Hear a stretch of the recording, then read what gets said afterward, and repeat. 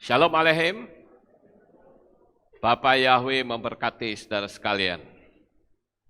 Pada pagi ini, saudara-saudara, saya akan menyampaikan satu materi yang tentunya bisa memberikan kekuatan atas iman kita. Apabila kita melihat dalam kitab suci kita, banyak sekali ucapan-ucapan Tuhan terhadap umatnya yang selalu ada kata jangan takut. Ketika kata jangan takut itu berarti Tuhan menyertai kita. Tetapi sekarang yang kita lihat di berbagai belahan dunia manapun, setan sedang menebarkan rasa takut yang luar biasa. Dan saya beri tema pagi ini yaitu fear virus. Apa itu fear virus? Virus ketakutan, saudara-saudara. Kalau orang bilang virus corona itu enggak ada apa-apanya, saudara-saudara, dibanding dengan virus ketakutan yang sekarang sedang ditebarkan di dunia ini.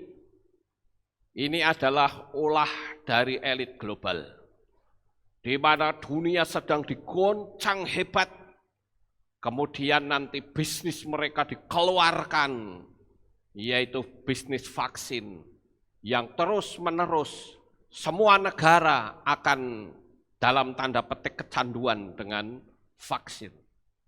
Bapak, Ibu, Saudaraku yang terkasih, pada pagi ini saya akan mengajak untuk kita sebagai anak-anak Tuhan itu tidak boleh disertai rasa takut di dalam kita menjalani hidup kita. Tadi kita sudah menyanyi, ku tidak takut. Benar nggak sih kita betul-betul tidak takut? Atau hanya kita nyanyi saja? Saudara yang terkasih, ketakutan dan merasa ketidakpastian itu yang sekarang sedang ditebarkan di mana-mana, di berbagai belahan dunia ini. Sehingga manusia dibikin gemetar, ketakutan, apa yang akan terjadi di hari esok. Tapi hari ini saya perlu kasih tahu kepada saudara bahwa hidup kita itu disertai oleh Bapa Yahweh. Dan selama hidup kita disertai oleh Dia, apa yang kita takutkan, saudara? Ya, apa yang perlu kita takutkan? Kenapa? Karena ketakutan dan merasa ketidakpastian itu adalah partikel api. Kalau saudara mempelajari teori kuantum, di dalam diri manusia itu ada yang namanya partikel-partikel seperti partikel api, partikel air, ya. Itu ketika kita ketakutan, ketika kita memiliki dan merasa ketidakpastian, itu adalah partikel api yang akan membuat imunitas manusia mengalami penurunan secara signifikan atau penurunan secara drastis yang tentunya akan menyambung ke hal-hal yang bersifat menghancurkan. Saya ajak Bapak Ibu Saudara di tahun 21 ini betul-betul kita menjadi orang-orang yang total mengandalkan Tuhan. Karena kalau kita mengandalkan Tuhan, sementara di luar sana, mereka sedang menebarkan ketakutan di mana-mana. Orang mau keluar saja takut, mau ke gereja juga takut, mau rekreasi juga takut. Jadi tiap hari itu hidupnya dicekam rasa takut. Lalu di mana Tuhannya, saudara-saudara? Nanti ketika saya berkata, jangan takut, orang bilang kain jarak, Terus yang betul yang mana, ayo? Kontroversi bukan? Tapi kalau saya berpihak pada firman Tuhan, bahwa kita tidak perlu takut karena Bapa Yahweh beserta kita. Virus ketakutan itu jauh lebih berbahaya dari semua virus yang paling berbahaya di atas muka bumi ini. Karena ketika ketakutan itu menguasai diri kita, maka bukan saja imunitas fisik kita yang mengalami penurunan, tetapi juga benteng-benteng, sendi-sendi, pintu-pintu berkat itu semua tertutup.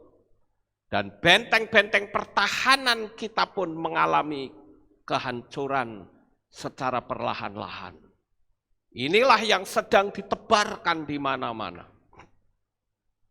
Jadi saya perlu memberitahu saudara-saudara supaya di tahun 2021 ini betul-betul menjadi tahun mujizat besar dalam hidup saudara.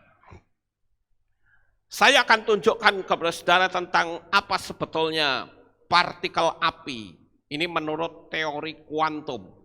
Dan kalau kita mempelajari Kabalah, kita akan ketemu di sana.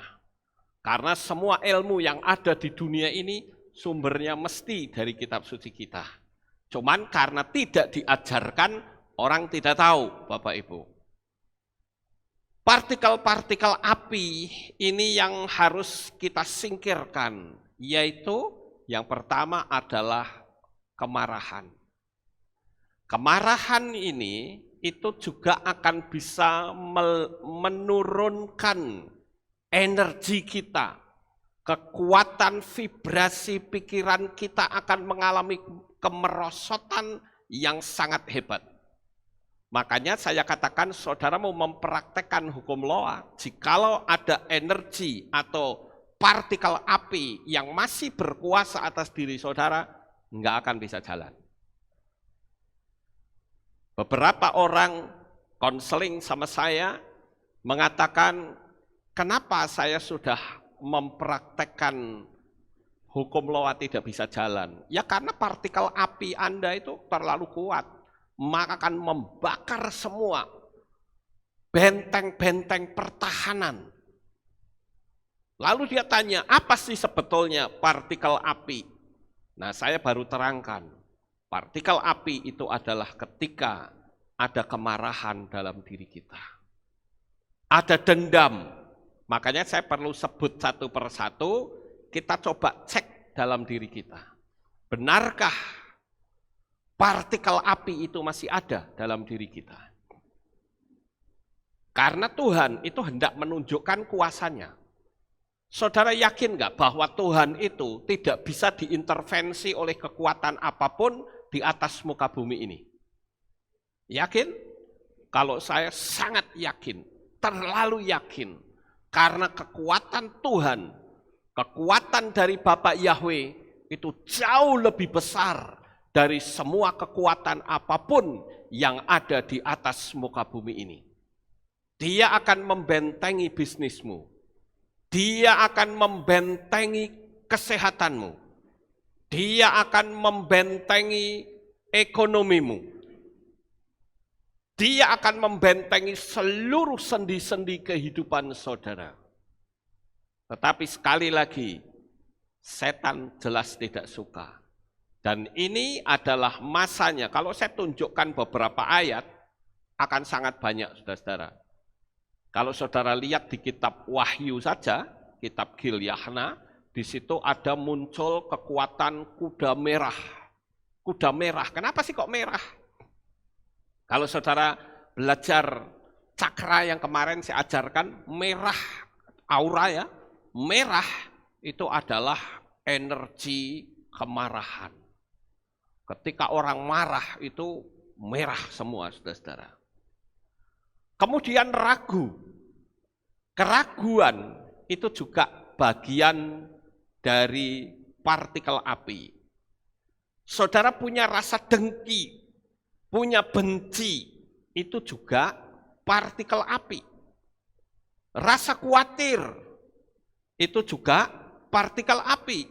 Was-was, galau, iri hati, ketakutan, bingung, mengeluh, itu semua adalah partikel api. Kita belajar pelan-pelan agar saudara familiar dengan beberapa bahasa yang sudah dicomot oleh orang luar, yang sebetulnya itu adalah milik dari kitab suci kita. Saudara yang terkasih, jika unsur api itu ada dalam diri kita, lalu pertanyaannya, bagaimanakah caranya supaya partikel api ini bisa kita singkirkan? Kalau dipertanyakan bagaimana caranya, ya gampang saja. Api itu kalahnya dengan apa? Halo? Api kalahnya dengan air. Di dalam diri kita itu juga ada partikel air, saudara-saudara. Lalu partikel air itu apa? Partikel air adalah ketika hati kita ada dalam kesukacitaan, senang, sukacita, damai, sejahtera, itu partikel air. Karena air itu identik dengan sesuatu yang menyejukkan. Sekuat apapun manusia, jikalau dia tidak memiliki air, manusia itu pasti akan mati. Begitu juga, jikalau kita sudah merasa partikel api itu terlalu besar dalam diri kita, saudara harus mampu memadamkannya dengan damai sejahtera, dengan sukacita. Ciptakan hal-hal yang menyejukkan di dalam diri kita. Kita harus punya prinsip dan jangan kita ikutin apa yang bikin kita ketakutan, Bapak Ibu. Saya ambil contoh saja. Ketika kita mendengar sesuatu, maka kita akan mengambil ucapan yang datang dari luar yang masuk ke pikiran kita. Itu kita reaksinya apa? Kita semakin damai sejahtera, semakin takut, semakin diteguhkan, kan kita bisa tahu, saudara-saudara. Jangan kita biarkan energi api yang masuk ke dalam diri kita, lalu dia mengaduk-aduk dan membakar semua sendi-sendi pertahanan diri kita. Kita akan mati ketakutan, Bapak Ibu. Makanya saya katakan, tema pagi ini adalah fear virus atau virus ketakutan yang saat ini sedang ditebar kemana-mana. Saya kemarin banyak diminta oleh beberapa orang yang bertanya kepada saya tentang video yang saya unggah tetapi dihapus oleh YouTube. Banyak orang yang minta, saya bilang kalau pakai WA nggak bisa. WA itu kekuatannya paling berapa megabyte. Sedangkan video saya itu semua hampir rata-rata di atas 1 giga. Lalu saya mencoba untuk menggunakan Google Drive. Ternyata di Google Drive pun dihapus juga, saudara-saudara. Wah, ini betul-betul ya Bapak Ibu. Ketika saya ingin memberikan kekuatan, ada oknum yang tidak suka. Tetapi saya bersyukur di salah satu komen, saya agak lupa yang komen namanya, ya, dia ngasih saran sama saya. Coba Bapak masuk ke sini, upload video di sini. Lalu saya kasih jawaban, saya akan coba. Tadi malam saya mencoba untuk upload, dan pagi tadi saya sudah bisa menayangkan video yang saya bagikan kemarin, Bapak Ibu. Yaitu ada di bry.tv/vaksin666. Nah, saudara bisa lihat di situ. Nanti saya akan bagikan di grup supaya saudara bisa lihat dan bisa bagikan kepada semua orang bahwa kita sekarang sedang ada di penghujung dunia. Oleh sebab itu, Bapak Ibu yang terkasih, kita perlu menciptakan hal-hal yang bersifat unsur air. Mungkin ada di antara kita yang bertanya, terus bagaimana caranya? Saya punya satu kendaraan yang menurut saya itu masih tetap relevan, yang perlu kita bisa mempraktekannya, yaitu dengan cara meditasi. Kita bermeditasi, kita pergi ke tempat yang tenang, ya ini macam-macam caranya ya, pakai cara meditasi juga bisa. Kemudian kita bisa berada di tempat yang tenang. Kemudian yang berikutnya itu hindari teman-teman yang berenergi api. Teman-teman yang selalu memberi informasi yang bikin saudara takut. Apa saja? Ya, ini bukan masalah teman atau bukan. Masalahnya saudara harus menolak energi-energi partikel-partikel api yang akan merusak sendi-sendi pertahanan kita. Jadi saudara bisa menggunakan berbagai macam cara. Kalau seperti saya, tengah malam saya bisa keluar ke sini, atau saya naik ke atas, saya sendirian, saya berurusan dengan Tuhan.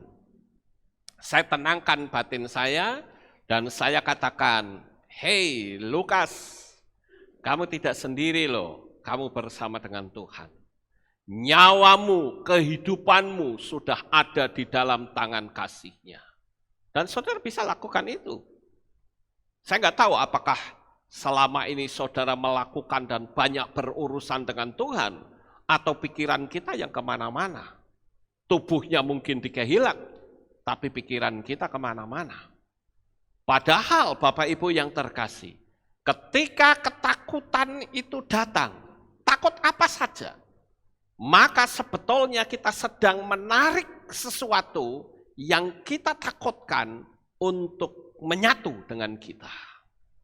Saya pegang ayatnya di dalam kitab Iyob pasal 3 ayat 25-26, di mana dia katakan, "Apa yang aku takutkan, itulah yang menimpa aku.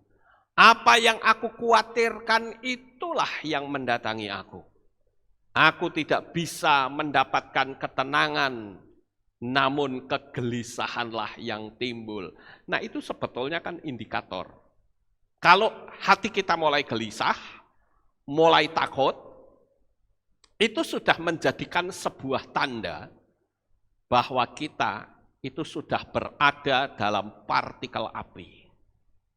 Kita tidak segera diantisipasi, ya apa yang ditakutkan terjadi. Jadi jangan salahkan Tuhan, Anda memasukkan ke dalam sistemiknya Tuhan sendiri. Saya takut nanti kalau saya mati kena corona bagaimana?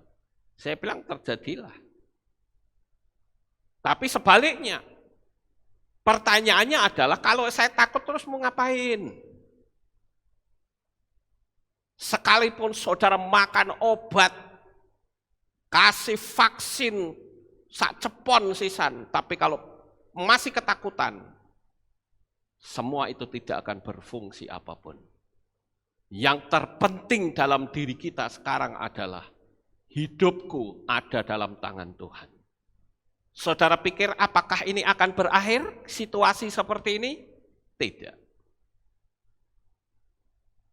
Ini tidak akan berakhir, tapi akan ada banyak hal yang mengerikan. Kita akan bisa masuk lebih dalam lagi bagaimana persiapan-persiapan mereka yang sekarang sedang ada. Nah, ini yang saya perlu sampaikan kepada saudara, yaitu padamkan unsur api. Tadi sudah saya singgung berkali-kali, juga perlu saudara menghindari nonton video atau film yang dapat menghidupkan partikel api dalam diri kita. Artinya, kadang orang memberikan wawasan tetapi tidak ada jalan keluar. Orang hanya ditaburi rasa takut, saudara-saudara. Saya berusaha untuk membagikan informasi kepada saudara, tetapi di bagian belakang saya selalu kasih komentar. Tidak usah takut, karena inilah saatnya kita sudah berada dalam masa penantian di mana Mesias akan datang kembali. Saudara pikir apakah orang-orang Kristen semua percaya akan rapture? Ternyata tidak. Banyak orang yang tidak percaya akan rapture. Tetapi saya percaya karena di kitab suci itu ditulis. Jadi hindari hal-hal yang bisa membuat saudara itu menjadi takut. Apakah itu nonton, apakah itu pertemanan, atau apa saja, saudara-saudara. Saudara harus menyadari bahwa kita ini adalah orang-orang yang dijadikan Tuhan memiliki kesamaan. Saudara tahu nggak? Kalau tangan kita itu sebetulnya bisa kita pergunakan untuk menyingkirkan energi-energi negatif, partikel-partikel api yang ada di dalam diri kita. Kita bahkan bisa menuding kekuatan setan melalui jari kita. Kalau sekarang ini ada istilah hati-hati dengan jarimu. Kalau dulu orang bilang mulutmu adalah harimaumu. Tetapi sekarang saya bisa menyebut hati-hati dengan jarimu. Jarimu juga bisa menjadi harimau, bahkan singamu, bahkan setan yang berusaha untuk menyerang kita. Hati-hati dengan jari kita. Kita harus menyadari bahwa jari ini itu memiliki power, tetapi sayangnya tidak diajarkan dalam dunia iman kita. Tetapi kalau kita mau belajar akan firman Tuhan, maka banyak sekali Tuhan menulis tentang jari. Ya, jadi banyak orang yang tidak menyadari bahwa jari-jari kita itu memiliki kuasa yang bersifat menyerang. Jangan dipakai untuk menulis hal-hal yang negatif. Karena jari kita pun itu memiliki power, Bapak Ibu. Kalau saudara melihat di dalam kitab Shemot atau kitab Keluaran pasal 31 ayat 18, dikatakan, dan dia memberikan kepada Moshe setelah dia berhenti berbicara kepadanya di Gunung Sinai, kedua loh kesaksian, loh-loh batu yang ditulis dengan jari Elohim. Torah itu ditulis dengan jarinya Tuhan. Bagaimana jika saudara dituding muka saudara? Energi tangan itu akan menusuk hati saudara. Coba saja kalau misalnya saya nuding orang ya, saya bilang, kamu kok begitu sih, orang masih enggak apa-apa. Tapi kalau saya tuding, kamu kok begitu, nyaman enggak rasanya saudara? Halo? Enggak nyaman, karena tangan saya ini ketika nuding, itu kayak nusuk di dalam diri kita. Jadi jari ini itu bisa memfokuskan sesuatu. Kalau saya panggil saudara misalnya, saudara mari silahkan maju ke depan. Saudara nggak akan tahu siapa yang dipanggil, yang dimaksud siapa. Tapi kalau tangan saya sudah menunjuk, kamu, iya kamu. Nah, tangan ini akan menunjuk seseorang. Itu akan terfokus, Bapak Ibu. Makanya Tuhan pun menulis dengan jari tangannya. Di dalam kitab Syemot pasal 8 ayat 19 dikatakan, dan penyihir itu berkata kepada Firaun, itulah jari Elohim. Namun hati Firaun menjadi keras, dia tidak mau mendengarkan mereka seperti yang telah Yahwe firmankan. Kembali kata jari Elohim muncul. Makanya saya dalam doa sering saya berkata begini, Tuhan jaga lindungi peliharakan anak-anak-Mu. Siapapun yang berusaha untuk berbuat jahat, maka tangan-Mu akan teracung atas orang itu. Itu menunjukkan tentang jari, Bapak Ibu. Kemudian di dalam kitab Wayikra atau kitab Imamat, pasal 4 ayat 6 dikatakan, dan imam harus mencelupkan jarinya ke dalam darah itu, lalu memercikkannya 7 kali di hadapan Yahwe, di depan tabir di ruang kudus itu. Kembali kata jari dimunculkan. Kalau jari menurut kitab suci itu bisa terfokus, kenapa kita tidak berani berkata, hai virus ketakutan yang ada di dalam diri saya, keluar kamu. Kenapa kita tidak berani mengatakan seperti itu? Atau jangan-jangan memang kita tidak tahu. Tetapi saya perlu memberitahu hal ini. Roh ketakutan yang menguasai diri kita bisa tuding, kita bisa singkirkan keluar. Amin. Ingat Bapak Ibu, kita betul-betul sudah berada di penghujung dunia. Kemudian kita lihat di dalam kitab Yesaya. Kitab Yesaya pasal 59 ayat 3 dikatakan, sebab tanganmu telah cemar oleh darah dan jari-jarimu oleh kejahatan. Bibirmu telah mengatakan kepalsuan. Lidahmu menggunamkan ketidakbenaran. Kembali jari juga disinggung di situ. Jari-jarimu oleh kejahatan. Jadi jari ini bisa diarahkan kepada hal yang baik, bisa diarahkan kepada hal-hal yang buruk. Kemudian di kitab Daniel pasal 5 ayat 5. Pada waktu itu juga jari-jari tangan manusia muncul dan menulis pada lapisan plester dinding istana raja di depan kaki pelita. Dan raja melihat bagian tangan yang menulis itu.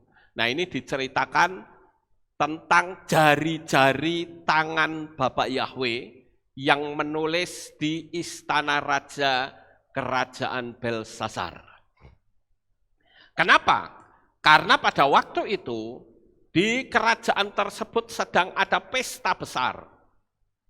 Tetapi, yang membuat kesalahan dalam pesta itu adalah, mereka mempergunakan peralatan bait suci yang dirampas, dipakai untuk pesta pora, ke hal-hal yang bersifat maksiat. Sehingga Tuhan itu marah, dan muncullah jari-jari tangan yang menulis di dinding Mene Tekel Ufarsin. Kembali jari-jari itu dimunculkan. Bapak Ibu Saudaraku yang terkasih, kita juga melihat di kitab Markus pasal 7 ayat 33, di sana dikatakan, dan setelah menjauhkan dia dari kerumunan orang itu secara tersendiri, dia memasukkan jarinya ke dalam kedua telinganya dan sambil meludah dia menjamah lidahnya. Nah di sini Yesua juga pada waktu dia menyembuhkan orang, dia menggunakan jarinya. Ya, ketika orang itu tuli, tangan Yesua taruh di telinga orang yang tuli tersebut dan orang itu bisa mendengar. Kembali jari ditulis, Bapak Ibu. Kemudian di dalam kitab Lukas pasal 11 ayat 20, saya ingin tunjukkan bahwa jari tangan saudara itu punya kuasa. Ayo pergunakan jari ini, saudara. Saudara bisa tuding kekuatan setan. Saudara bahkan bisa memanggil malaikat-malaikat dengan jari-jari tangan saudara. Di Lukas 11 ayat 20, namun jika dengan jari tangan Elohim aku mengusir roh-roh jahat, maka sesungguhnya kerajaan Elohim sudah datang ke atasmu. Tuhan kasih tangan kepada kita, itu pasti ada maksud, ada tujuan. Tangan ada jarinya, itu juga ada maksud Tuhan. Oleh karena itu, di pagi hari ini, saya akan ajak saudara untuk bisa mempergunakan jari-jari tangan saudara. Untuk menuding apapun yang berenergi negatif. Partikel-partikel api yang membuat kita menjadi takut, kita bisa singkirkan dengan jari-jari kita. Lukas 11 ayat 46. Dan dia berkata, celakalah juga bagimu, hai ahli Torah, karena kamu membebani orang-orang beban-beban yang berat untuk dipikul, tetapi kamu sendiri tidak menyentuh dengan satu jarimu pada beban-beban itu. Jadi di sini, saudara-saudara, jari kita itu bisa untuk menyingkirkan beban-beban yang ada dalam diri kita. Firman Tuhan bahkan berkata, kalau kita ini bisa menyuruh gunung batu untuk tercampak ke dalam lautan dengan menggunakan jari tangan kita. Gunung-gunung batu itu bisa digambarkan beban-beban hidup kita. Kalau saudara ngaca, ketika saudara punya beban, apa sih yang ada di pikiran saudara? Coba sekarang ketika saudara ngaca, saudara lihat wajah saudara dan berkata, misal saya berkata, Lukas, tanganmu memiliki kuasa. Beban-bebanmu tidak akan mampu menguasai engkau. Oleh karena itu, jari yang penuh kuasa ini, aku menyingkirkan semua beban yang ada di dalam diriku, di dalam nama Bapa Yahweh, dalam nama Adonai Yeshua HaMashiach dan di dalam Roh Kudus. Aku singkirkan engkau, pergi, tinggalkan diriku. Coba saudara lakukan itu dan rasakan energi damai sejahtera akan muncul dalam hidupmu. Jangan saudara biarkan, karena engkau sudah punya power, engkau sudah punya kuasa. Di dalam Lukas 15 ayat 22. Namun ayah itu berkata kepada hamba-hambanya, ambillah jubah panjang yang terbaik dan pakaikanlah kepadanya, dan kenakanlah cincin pada jari tangannya, serta kasut pada kakinya. Tangannya diberi cincin. Cincin itu artinya hak kepemilikan. Sama seperti orang kalau masuk dalam perkawinan, itu selalu disuruh memasang cincin. Itu artinya memiliki hak kepemilikan. Kalau cerita ini adalah cerita tentang si sulung dan si bungsu. Tentu kita sudah hafal kisah ini, Bapak Ibu. Bahwa si bungsu yang sudah meninggalkan ayahnya dengan berfoya-foya di luar, sekarang dia kembali dalam keadaan miskin, bahkan berbau busuk, oleh karena ampas babi. Tetapi sang bapa memberikan cincin kembali kepada si bungsu. Artinya si bungsu itu menjadi milik sang ayah. Begitu juga kita. Tahukah saudara, sekalipun saudara tidak memiliki cincin secara fisik, tetapi jari-jarimu itu ada kepemilikan Bapa Yahweh atas hidup saudara. Jadi pergunakan sekali lagi jari tangan saudara untuk memerintahkan semua energi-energi yang negatif.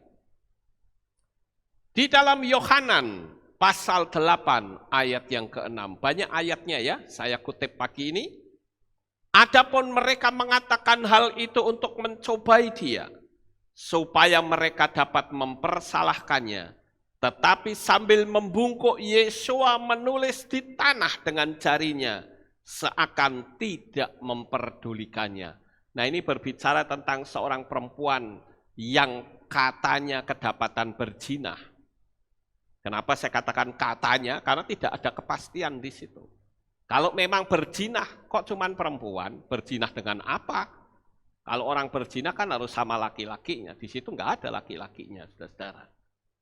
Ketika dia akan dirajam oleh batu, oleh banyak orang, Yesua menulis di tanah dengan jari-jarinya. Ayo, pergunakan jari tangan saudara. Amin. Tangan saudara itu akan memfokuskan sesuatu. Sekali lagi, seperti kalau saya memanggil seseorang, ayo ke sini, Pak, ayo sini, Pak. Orang yang di situ banyak orang laki-laki, pasti akan, siapa? Saya. Bukan.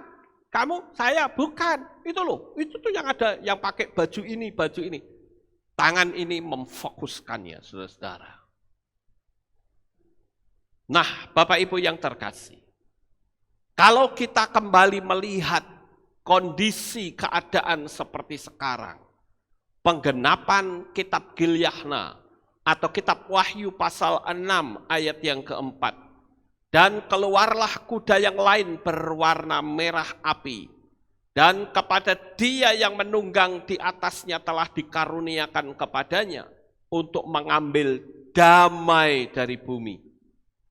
Juga agar mereka saling membunuh seorang terhadap yang lain, dan kepadanya telah diberikan pedang yang besar. Di sini ada dua kata yang cukup mengerikan. Yang pertama adalah mengambil damai dari bumi. Di mana-mana, coba saudara lihatlah di mana-mana. Orang ketakutan luar biasa. Dan bukan cuman itu, ada kalimat yang lain di sana dikatakan, agar mereka saling membunuh. Ini sedang terjadi sekarang. Orang yang berusaha memberikan kekuatan malah dimusuhi, saudara-saudara. Lihat ini spirit yang sedang bergerak di akhir zaman ini. Kita harus berhati-hati. Kalau saya bicara tentang microchip saja, orang bahkan banyak pendeta-pendeta yang tidak percaya. Ada ketua sinode yang menganggap microchip itu tidak bermasalah. Padahal mereka orang bertitel, saya tidak tahu.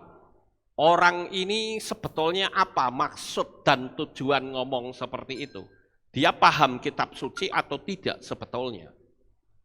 Saya akan buktikan, saudara-saudara, bahwa microchip itu sangat berbahaya. Bagi Bapak Ibu yang sampai sekarang masih menganggap no problem, tolong dipertimbangkan materi saya. Ini saya akan tunjukkan satu hal. Nah, di sini saudara-saudara itu ada salah satu riset ya, yang saya pikir perlu kita perhatikan. Ini ya, research white malicious code into DNA, infect the computer that read it. Kalau saya lihat saudara-saudara, ini kode malicious, kode yang ditulis di DNA itu bisa menginfeksi komputer. Memang ini kedengarannya seperti film fiksi. Tetapi mereka sendiri yang paham tentang teknologi pun sampai sulit dipercaya.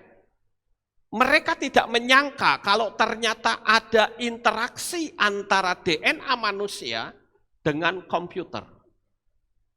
Padahal kalau di sini saya lihat, ya, ini ditulis oleh Jessica Hall, itu di bulan Agustus tahun 2017. Itu sudah memberitahu bahwa antara DNA manusia dengan komputer itu bisa berinteraksi. Nah, kalau microchip itu sekarang sedang terus dipersiapkan agar seluruh dunia orang mempergunakannya. Tidak bisa membeli, tidak bisa menjual. Seperti sekarang kan begitu, sedang dipersiapkan. Saudara nanti pergi ke Israel, atau saudara pergi ke negara lain, akan ditanya, Anda sudah divaksin belum? Loh, saya kadang bertanya, apakah vaksin itu satu-satunya yang bisa menyembuhkan orang? Tidak. Buktinya sekarang belum ada vaksin yang muncul saja, sudah banyak orang yang sembuh. Kenapa harus vaksin? Siapa yang nyuruh? Itu semua kan ulahnya elit global semua, saudara-saudara. Seluruh dunia dikuasai oleh mereka. Dan itu nanti akan berafiliasi dengan tubuh kita. Saya ambil contoh yang kedua. Nah ini. Biocoding language made it easier to hack living cells. Artinya adalah menggunakan kode pemrograman dari komputer untuk memprogram sel manusia. Jadi nanti ketika orang sudah mulai pakai microchip, semua orang akan tinggal diatur oleh dedengkotnya yang saya menyebut dengan triple six yang sekarang belum nampak jelas siapa orangnya. Macam-macam nggak mau nurut, sikat habis, tinggal pakai jari-jari mereka. Orang itu mau dibinasakan atau mau diapakan, Bapak Ibu. Kita perlu belajar tentang teknologi ini. Agar jangan kita, enggak apa-apa, enggak masalah. Ya karena tidak belajar. Bahkan ada pendeta yang terang-terangan mengatakan bahwa apa yang saya ajarkan itu ngawur katanya. Microchip itu enggak masalah bagi kita. Ya karena Anda tidak tahu. Yang sudah jelas-jelas kitab suci tulis saja tidak bisa diterima. Nah, Bapak Ibu yang terkasih, kita harus berhati-hati karena inilah saatnya kita melihat bagaimana kondisi dan keadaan yang sedang terjadi saat ini.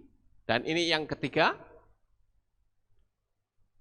ini bahkan saya ambil dari BBC News.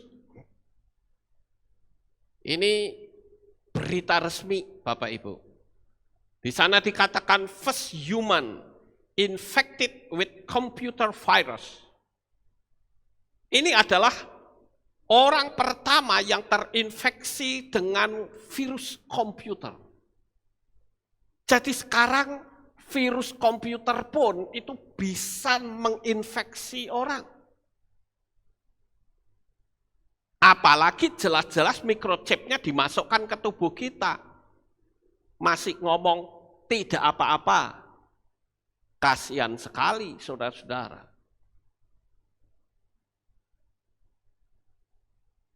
Di sini kita melihat ada seseorang yang menulis itu yaitu Dr. Mark Gasson dari University of Reading. Ini memasukkan chip di dalam tangannya yang kemudian terinfeksi virus. Dia tidak menyangka kalau kode itu bisa berinteraksi dengan DNA. Bagaimana itu DNA manusia bisa dirubah-rubah, saudara? Masih mengatakan aman-aman saja. Saya dari sejak dulu kala, saya mengatakan jangan pernah kita mau dipasang microchip. Karena nanti akan ada peraturan mendunia. Siapa yang tidak dipasang microchip, Anda tidak bisa membeli dan menjual. Dan itu sudah ditulis dalam kitab suci. Kecuali para pendeta yang melegalkan hal itu. Bahkan ada juga yang mengatakan, oh nggak apa-apa, pasang saja. Nanti kalau sudah kita pergi ke dokter, kita ambil. Mana bisa, saudara-saudara. Dan dokter siapa yang berani mengambil microchip? Nggak akan berani. Karena itu akan melanggar hukum yang telah ditetapkan. Dan saya meyakini nantinya akan terjadi. Karena tidak bisa membeli dan menjual, itu bisa saja terjadi. Semua rekening tabungan saudara, sebanyak apapun, akan disita oleh one world order. Semua akan diatur ya dalam sistem pemerintahan tunggal. Buktinya sekarang seluruh dunia saja tunduk sama PBB. Ayo. Dan kita tidak boleh tutup mata untuk hal ini. Kita sedang ada dalam penggenapan ini, kita digiring pelan-pelan. Maka saya ingatkan jemaat, hati-hati, masa-masa kedatangan Tuhan sudah sedemikian dekat.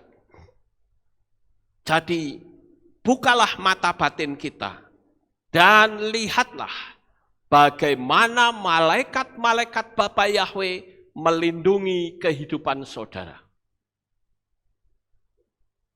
Bapak Ibu, saudaraku yang terkasih, saya ingin kita tiap-tiap hari itu bukan cuman kita dengar berita-berita yang menakutkan, lalu kita itu bingung sendiri, tapi coba saudara mulai merasakan apapun yang ditebarkan ketakutan pada diri kita. Inilah kesempatan untuk kita tetap mengandalkan kasih Bapa Yahweh. Kalau toh seandainya kita mati, percayalah kematianmu tidak akan sia-sia. Karena di dalam kitab Gilyahna sudah sangat jelas sekali.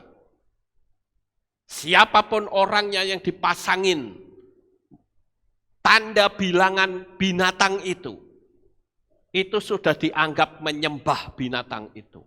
Yang disebut menyembah itu tidak harus nyembah-nyembah sujud-sujud begitu. Tidak harus dipasangin tanda bilangan itu pun itu sudah sama. Kalau kitab suci sudah menulis dan sekarang sedang ada dalam penggenapan, yang paling jelas saja waktu berjalan, bahkan saya menyebutnya bukan berjalan, waktu berlari dengan sangat cepat. Sekarang saja kita sudah masuk ke hari yang ke berapa ini? Hari ke berapa? Ketiga bukan? Sudah hari ketiga. Nah, saya mau tanya kepada saudara, apa yang saya sampaikan ini saudara mudeng atau enggak? Atau saudara sedang kebingungan, sedang ketakutan? Apa sih itu yang diomongke Pak Lukas? Jadi saudara ngerti ya yang saya sampaikan pagi ini? Pakai jari tanganmu untuk mengusir energi ketakutan dalam diri kita. Pakai jari tanganmu untuk menuding berkat-berkat yang ada di alam semesta untuk datang kepada hidup kita. Pakai ujung jarimu untuk mengundang kekuatan supranatural dari Bapa Yahweh datang dalam keluarga kita. Bapak Ibu Saudara yang terkasih, jaga lindungi keluargamu, istrimu, anakmu, lindungi mereka. Penebaran virus ketakutan itu sedang terjadi di mana-mana. Makanya sekarang disebarkan lagi berita terjadinya varian virus yang lebih berbahaya katanya.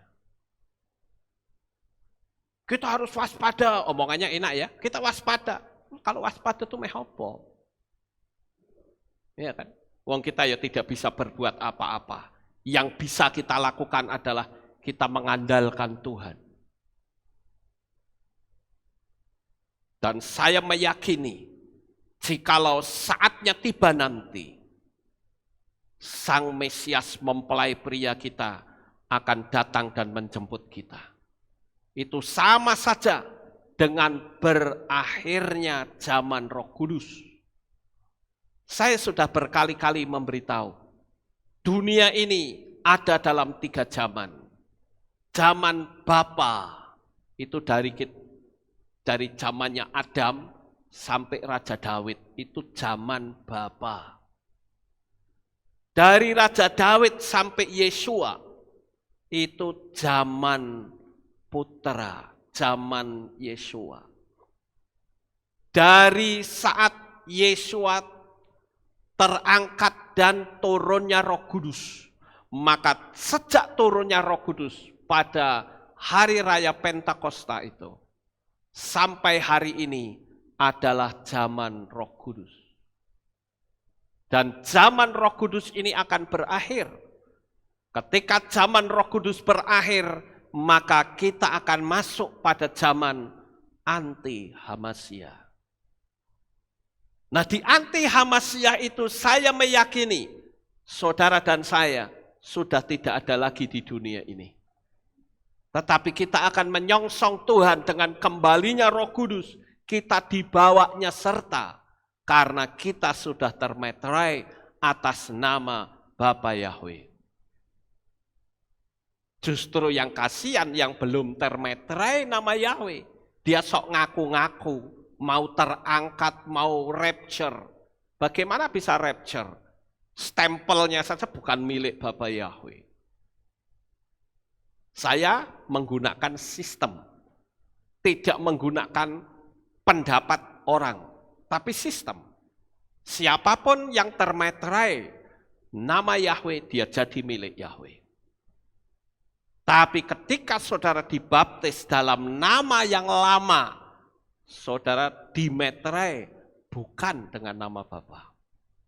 Saya bersyukur kalau saat ini begitu banyak orang yang antusias. Sebentar pun akan ada orang yang masuk baptisan streaming. Dan saya ingin saudara terus beritakan kebenaran ini kepada banyak orang, supaya banyak orang yang diselamatkan. Nah, Bapak Ibu Saudaraku yang terkasih, pada pagi hari ini saya sudah memberikan informasi yang penting untuk menangkal roh-roh ketakutan dan roh ketidakpastian yang sedang ditebarkan di dunia ini oleh kelompok-kelompok yang tidak bertanggung jawab. Oleh karena itu, ayo, lakukanlah kesungguhan kita di hadapan Tuhan. Karena saudara tidak sendiri, tetapi saudara bersama dengan Bapa Yahweh sampai selama-lamanya. Sukses besar untuk saudara. Bapa Yahweh memberkati. Haleluya. Kita tunduk kepala dan kita akan berdoa. Kami mengucapkan terima kasih dan syukur kepadamu ya Tuhan. Pada saat pagi ini, kami datang menghampiri tahta-Mu yang kudus. Saya berdoa untuk seluruh umat-umat-Mu yang saat ini sedang sakit, Tuhan jamah sembuhkan mereka. Saya juga berdoa untuk anak-anak-Mu di Kehilat ini.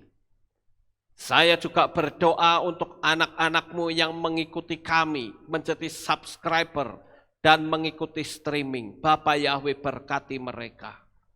Jaga, lindungi, peliharakan mereka, supaya mereka ada dalam perlindungan dan kasih Tuhan yang sempurna. Terima kasih ya Bapa Yahweh. Meteraikanlah firman ini di dalam hati anak-anak-Mu. Terima kasih ya Tuhan. Inilah doa syukur yang kami naikkan kepadamu. Di dalam nama Adonai Yeshua HaMashiach, kami sudah berdoa. Amin. Haleluya. Kita akan dengar pengumuman. Shalom. Berjumpa kembali dalam Aleph Tau Breaking News. Berikut saya sampaikan pengumuman minggu ini. Info kaum wanita. Ibadah kaum wanita akan dimulai kembali pada hari Jumat 8 Januari 2021 pukul 6 sore di Kehilat. Keluarga besar Kehilat Aleph Tau mengucapkan Yom Holedet Sameach bagi Bapak Ibu Saudara yang berulang tahun di bulan ini. Kiranya berkat dan anugerah Bapa Yahweh selalu melingkupi saudara. Demikian pengumuman minggu ini. Sukacita melimpah bagi saudara. Bapa Yahweh memberkati. Ya, itulah pengumumannya. Dan saya akan berdoa untuk saudara yang berulang tahun di bulan Januari. Silakan maju ke depan. Dan kita juga akan memberikan persembahan tatangan. Saudara bisa langsung taruh berkat saudara di kotak belakang sana. Dan di sini ada nggak? Oh, ada di sini. Baik, yang berulang tahun di bulan Januari, silakan maju ke depan. Yang tidak berulang tahun, kita bangkit berdiri. Kita berdoa, arahkan tangan saudara kepada teman-teman kita yang ada di depan ini. Mari kita bersama-sama berdoa. Maha besar ya Bapa Yahweh, Tuhan semesta alam, pencipta langit dan bumi. Bapa Yahweh yang kami kasihi, di dalam nama Adonai Yeshua HaMashiach, saya berdoa sebelum kami semua pulang ya Tuhan, untuk anak-anak-Mu yang berulang tahun di bulan Januari. Bapa, jaga, lindungi, peliharakanlah mereka, supaya di bulan Januari ini Bapa Yahweh berkati dengan berkat yang berlimpah. Bahkan Bapa Yahweh memberikan kekuatan, kesehatan, dan iman yang semakin teguh. Berilah kado istimewa bagi mereka semua ya Tuhan.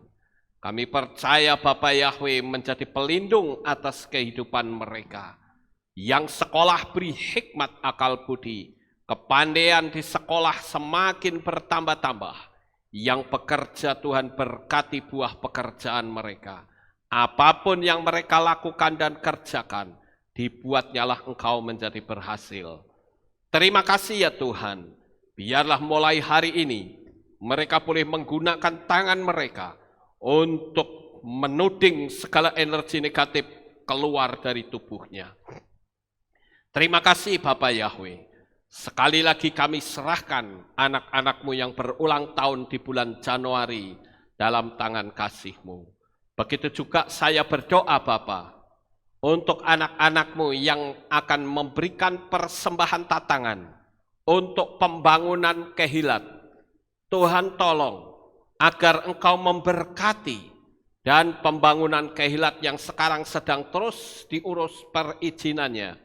Tuhan memberkati sehingga kami bisa memiliki Kehilat yang besar dan nama-Mu dipermuliakan. Terima kasih Bapa Yahweh, berkati kami semua, berkati Kehilat kami Tuhan. Amen. Karena kami percaya di tempat inilah nama Bapa Yahweh dimasyurkan ke seluruh penjuru dunia. Terima kasih ya Bapa, inilah doa syukur yang kami naikkan kepadamu. Tuhan memberkati tangan-tangan yang memberikan persembahan tatangan sebentar. Begitu juga kami sebentar akan pulang, Tuhan jaga lindungi, supaya kami boleh sampai di rumah dengan selamat. Pertemukan kembali pada jam-jam ibadah mendatang di dalam ikatan tali kasih-Mu. Terima kasih ya Bapa Yahweh. Inilah doa syukur yang kami naikkan kepadamu. Di dalam nama Adonai Yeshua HaMashiach, kami sudah berdoa dan mengucap syukur. Mari kita angkat tangan kita dan kita akan menerima berkat Kohanim. Haleluya. Yevarechecha Yahweh wa yishmereka.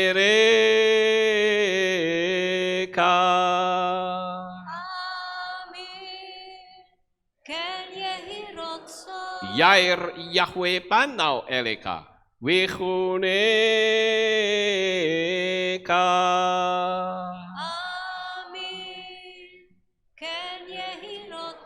Yesa Yahweh panau eleka wa yashem lecha shalom.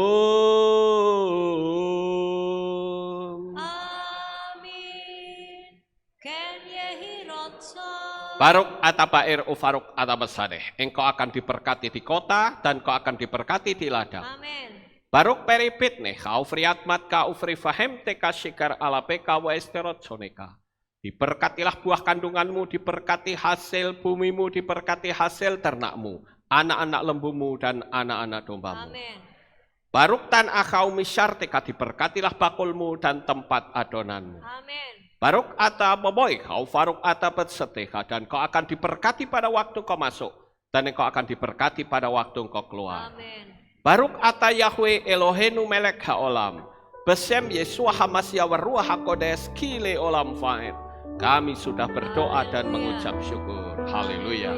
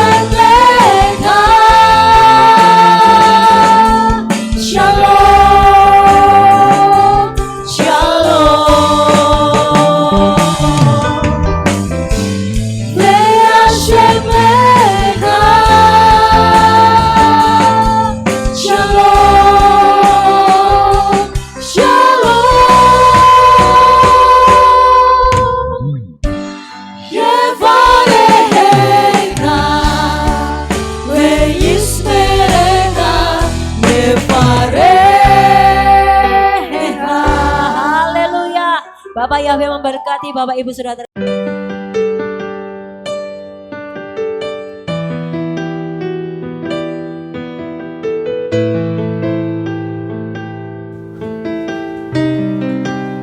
Segala pujian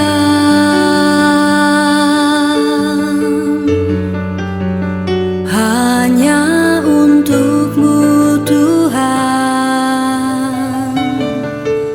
segala kehormatan